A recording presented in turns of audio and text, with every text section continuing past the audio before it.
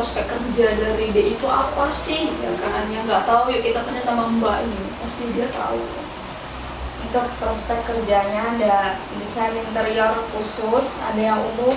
Kalau yang khusus tuh biasanya ada desain interior khusus bandara, ada yang khusus rumah tinggal, terus ada yang khusus public space, kayak gitu sih. Terus ada juga drafter, jadi drafter itu juru gambar teknik.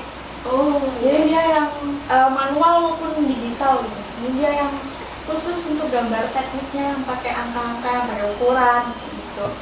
Terus ada konsultan desain, di mana itu lebih ke dia konsep, dia yang merancang gitu. kalau dari kating-katingmu banyaknya kemana tuh kerjanya? Sebagai desain interior langsung. Apa nama sebutannya, ada nggak nama istilahnya? Desainer, Desainer. desainer.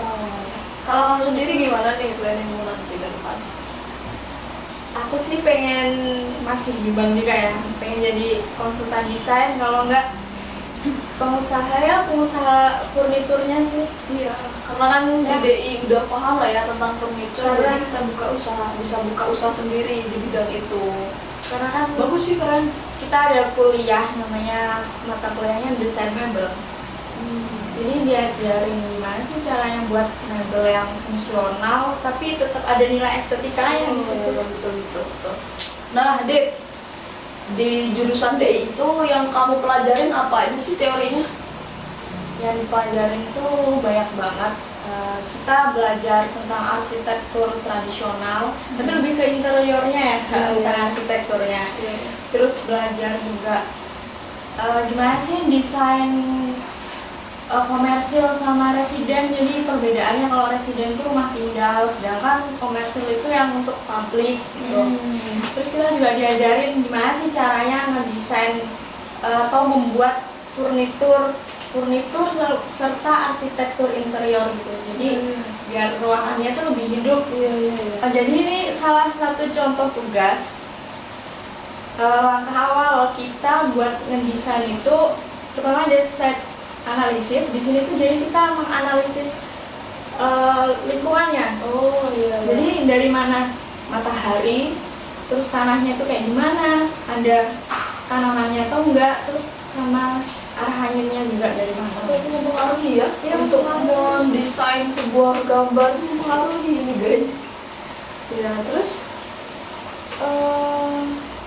Ini cahaya. Iya, ini cahayanya. Misalkan sore dari sini kan, dari sini ke sini. Nah, mana aja sih yang kena cahaya alami gitu, Mbak? Jadi nggak perlu dikasih cahaya buatan gitu. Jadi kayak gradasi-gradasinya gitu juga? Bukan, beda ya? Motonya gradasi kalau dalam pewarnaan. Ini dari hitam, abu-abu, terang-terang. Jadi ini kaca fotokromik. Jadi ada kaca itu dia bahannya bisa menyesuaikan cahaya. Kalau misalkan cahayanya terang banget, kacanya itu otomatis menghitam gitu. Jadi nggak bikin silau. Iya. Ini contohnya kayak ini coret-coretan. Jadi ada kayak proses stilasi. Jadi stilasi itu mengambil ide. Contohnya ini aku ambil dari daun teh. Jadi daun teh itu distilasi menjadi bentuk geometri yang lurus-lurus kayak gini. Ini berguna juga buat pattern kayak backdrop atau motif-motif baru gitu. Terus ini tadi yang pencahayaan buatan, ada kayak pemilihan lampu, AC, juga ada pemilihan aromaterapi buat ruangannya.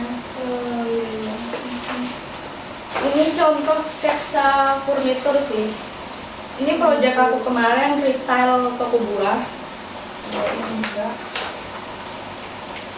Tuh, bagus-bagus guys itu furniture-nya. Udah diwarnain juga. Ini nama spidolnya pakai spidol apa ya? Ini aku campuran sih, ada yang pakai marker, spidol, ada yang pakai cat air. Jadi campur-campur gitu. Kalau untuk kamu sendiri lebih gampang warnainnya pakai apa? Aku Biasanya? pakai cat air sih. Cat air ya? Cat air sama spidol. Iya. Jadi kalau untuk tugas-tugas di DI itu ada nggak tugas yang emang untuk individual ngerjain sendiri, biaya sendiri, atau ada yang kelompok gitu terus patungan biayanya ada? Ada sih, tapi kebanyakan tugas kita individu. Ya? Individu. Paling kalau kelompok itu kita dikelompokin nih, misalnya proyeknya apa, misalkan ambil proyek bandara, museum, beberapa kelompok itu isinya beberapa anak. Nah tapi tugasnya tetap individu nih, temanya aja sih yang sama kayak gitu. bandara. Pernah nggak kamu ke suatu tempat nih rame-rame rombongan satu kelas sama dosen juga pergi ke lokasi tuh, terus kita langsung mengamati, meneliti, menganalisis ruang-ruang atau outdoor atau indoor, terus kita mendesain sendiri, jadi emang keluar gitu loh. Iya, pernah dulu semester 2. Jadi kayak eksplorasi lokasi juga. Iya, Sama lingkungannya. Di mana itu? Aduh aku lupa spesifik tempatnya sih. Klien kita namanya Pak Todon yang punya sekolah. Oh, tahu. Ya. Jadi di sekolah itu? Nggak, di rumah ya, di rumah. Oh, Yang punya. biasanya kamu kalau praktik itu ngapain aja? Ada nggak pergi-pergi ke luar, ke suatu tempat, atau emang kerjaannya tuh praktek ngedesain dulu? Untuk semester awal waktu itu ada matkul namanya material dan bahan.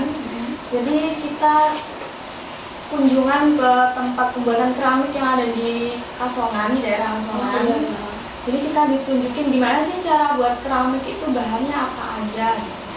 Terus kita juga kadang nih disuruh kalau jalan-jalan ke kafe atau kemana, disuruh kayak ketuk-ketuk bahan gitu loh. Mbak yang materialnya ya? Materialnya kayak mejanya ini terbuat dari apa, terus pencahayaannya gimana. Jadi ke kafe itu gak cuma duduk gitu, tapi Nggak kayak cuma gini. ngobrol happy aja ya? Tapi Iya. ada yang dilihat dan yang Ada yang dinilai kayak gitu. Nah kalau di DI itu TA-nya gimana? Karena aku belum TA ya, setahu aku dari kakak tingkat. Jadi TA-nya itu kita bikin maket sama mock-up. Kalau mock-up itu miniaturnya furnitur kayak kursi, cuma seperti itu. Terus kalau maket itu miniatur dari bangunan yang kita desain. Dan bahannya itu ya apa yang mau kita kasih untuk bangunan, ya kita yang apa sih desain itu ke maketnya sendiri gitu. Harus Sama bener-bener iya, gitu. pakai marmer ya. Maketnya juga harus pakai marmer. Itu sih yang biayanya yang besar, yang 1 juta lebih biasanya. Selama kamu kuliah di DI, enaknya di mana, nggak enaknya di mana, terus susah nggak kuliah di DI itu pelajarannya? Enak gak enaknya sih sama aja sih, semua mahasiswa tuh ya paling gak enaknya harus begadang, tugas deadline. Atau kalau mahasiswa sendiri biasanya kehabisan ide, nggak tahu mau ngapain gitu. Terus sih enaknya ya kita bisa jalan-jalan sambil belajar kayak yang aku sebutin tadi. Kita ke kafe atau ke mall itu nggak sekedar jalan nongkrong duduk, enggak, tapi kita juga ngeliatin bangkunya enak nggak sih didudukin, materialnya nyaman nggak gitu. Kita Kalau dari aku capek apa? Kalau dari aku sih, aku paling gak suka tadi sih gambar teknik tadi, benar-benar bikin. Iya. Kalau aku sampai bikin pusing gitu, sampai bikin mataku minus, karena harus natap laptop terus. Iya. Jadi nih kalau misalnya mau gambar apa nih, perspektif ya, desain perspektif itu apa yang harus dilakukan untuk gambar pertama awalnya? Yang pertama kita tentuin ukuran kertasnya, kita mau pakai kertas apa. Kan banyak tuh macam kertas. Biasanya kita pakai A3 ya, sama kayak ini ya, kertas HPS gitu. ini kertas kayak gini. Oh berarti gede. Iya segitu kertas A3, bisa pakai watercolor atau kertas tuh watercolor ya bener, atau kertas sket kayak gini. Terus kita garis tepi biasanya pakai 1 cm kan. Nah kita tentuin titik perspektifnya kita mau pakai berapa, mungkin ada satu titik hilang atau dua atau tidak. Kamu biasanya pakai yang mana? Aku pakai dua. Oh, dua. Kalau langkah awal, misal nih kamu ada satu project disuruh buat desain apa gitu, itu langkah awalnya apa? Tergantung proyeknya. Kita proyeknya yang rumah tinggal atau yang komersil? Eh, Mungkin ini pertanyaan terakhir ya. Pertanyaan terakhir untuk menutup perjumpaan kita pada hari ini. Apa sih kesan-pesan kamu kuliah di ISI? Kesannya apa? Pesannya buat teman-teman di luar sana yang mau masuk jurusan DI itu apa? Secara umum kesan aku tuh di ISI, aku masih beruntung banget sih bisa masuk ISI kan. Dari awal daftar tuh banyak saingan, terus dari awal harus berjuang bikin portofolio. Kesannya seneng banget gitu, merasa bangga aja, bangga. Justru kesannya kalau mau masuk ISI harus kuat mental. Buat mental. Ya, karena kehidupan Mental seni, kita diuji ya. Karena apa? karena kehidupan seni itu kan ya pasti suka begadang. Terus temennya itu berbagai macam gitu loh, nggak hanya cuma satu orang gitu, tapi banyak orang dari itu dari luar daerah. Ya udah. Jadi buat teman-teman yang mau masuk ISI, kalian harus yaitu mentalnya harus kuat, ya kan? Terus pinter-pinter bersosialisasi dan beradaptasi, karena sistemnya kadang kalau yang nggak kuat kuliah di ISI itu sistemnya nanti lama-kelamaan apa berpisah dari alamnya gitu loh, ya kan? Lama-lamanya ada yang DO, ada yang nggak kuat terus keluar gitu, harus bisa beradaptasi dengan alam, seleksi alam gitu. Ya, seleksi Yang alam tadinya banget satu sih. kelas ada 80, tiba-tiba tinggal 70 atau 50 karena nggak sanggup itu tadi. Oke, teman-teman Wadah Wadidau, mungkin sekian dulu video kita pada hari ini, Q&A sama teman kita Dita, anak BI Desain Interior. Dan next time di video-video berikutnya sama jurusan lain di ISI Yogyakarta. Jangan lupa apa, Dit?